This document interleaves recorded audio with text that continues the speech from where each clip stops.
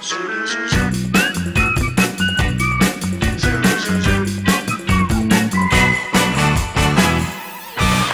je rappelle que Nicole s'est posé la question aujourd'hui, transmettre ou pas?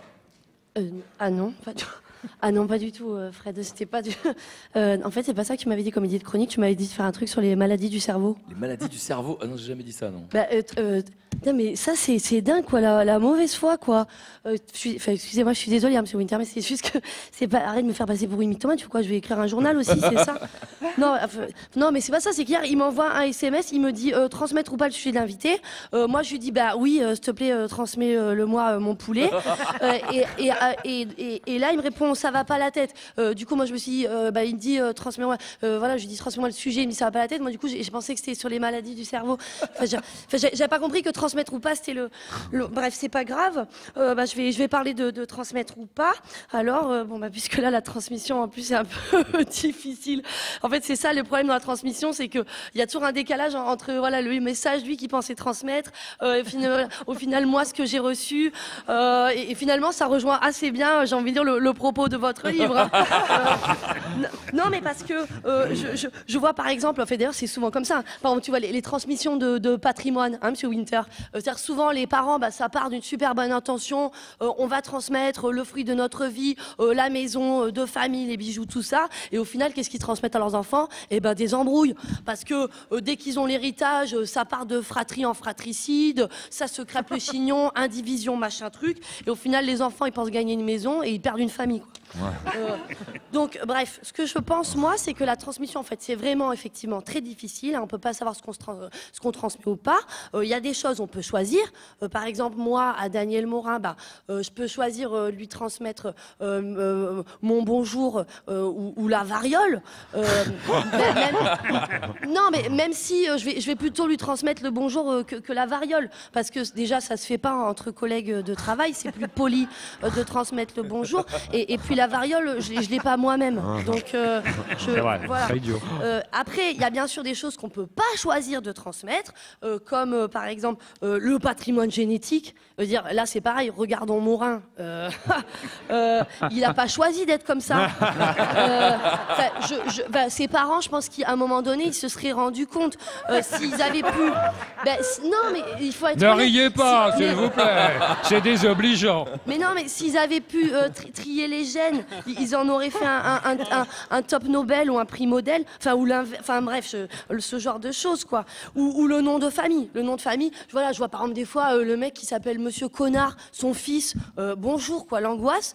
Ou encore, quand je dis ça, c'est le cas extrême, mais des fois, par exemple, il y a des mecs qui portent des noms hyper lourds, hyper chargés, parce que, je sais pas, peut-être dans leur famille, ils ont quelqu'un qui a fait une super carrière artistique, vachement exposé, du coup, le mec qui croule comme ça, là, sous l'ombre de cette espèce de poids, là, de l'autre personne qui prend énormément de place. Je veux dire, par exemple, je pense que, voilà, Frédéric Lopez, si sa sœur Jennifer, elle avait pas fait cette carrière de malade, et lui, il n'aurait pas interrompu son cursus de danse de salon. Mais non, vous voyez. Et après, bien sûr, comme vous dites, il y a cette espèce de phénomène de transmission. On ne sait pas d'où ça vient. On ne choisit pas, on le transmet quand même. Et moi, voilà. Là, je vais revenir sur ça parce que moi, il y a un truc qui m'a interpellée dans mon histoire personnelle. C'est que moi, par exemple, ma mère, quand j'étais petite, elle me faisait croire qu'elle m'avait trouvée dans une forêt. Alors, ne me demandez pas pourquoi. Donc, elle me disait qu'elle m'avait trouvée dans une forêt, que j'étais élevée par des sangliers. C'est vrai, hein, ce que je vous... C'est vrai. C'est vrai. Elle m'avait trouvée dans la forêt de Bouscoura et je mangeais des champignons. Ah, voilà. Et je me couvrais de feuilles mortes. Alors, ça va que ça ne m'a pas choquée quand j'étais petite. Mais quand même, arrivée à l'âge de 25 ans, je me suis dit, tu sais, maman, je trouve quand même que c'est un peu bizarre ce que tu as fait. Jusqu'au jour où je discute avec ma grand-mère, qui me raconte que ma mère, orpheline de père, était persuadée d'être une princesse perdue qui avait été recueillie par cette pauvre Alsacienne. Et plus ma grand-mère disait, mais non, tu sais, c'est moi ta mère. Plus ma mère disait, non, mais c'est bien, tu m'aimes vraiment comme une mère. Mais tu sais, je vous jure, c'est vrai, hein, tout ce que je raconte, c'est vrai. Et donc, ma mère avait écrit dans son journal intime qu'un jour, sa vraie mère, donc la reine d'Angleterre, c'est vrai... Je vous jure, c'est vrai. Un jour, de passage à Strasbourg, mordrait la foule pour aller récupérer sa fille.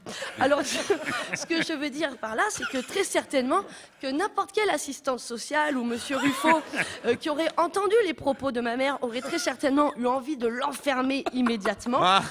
Mais voilà, je tiens à dire que voilà, on pourrait croire que ma mère a voulu me transmettre l'idée très néfaste de faire de moi un marcassin, mais que par chance, j'ai su voir au travers de l'histoire familiale qu'en fait, elle avait voulu me transmettre à moi cette formidable opportunité qu'on ne lui avait pas laissée, à savoir celle d'être une princesse perdue. Et donc, sur ce, je vous rejoins, monsieur Winter, n'est pas transmis ce que l'on croit.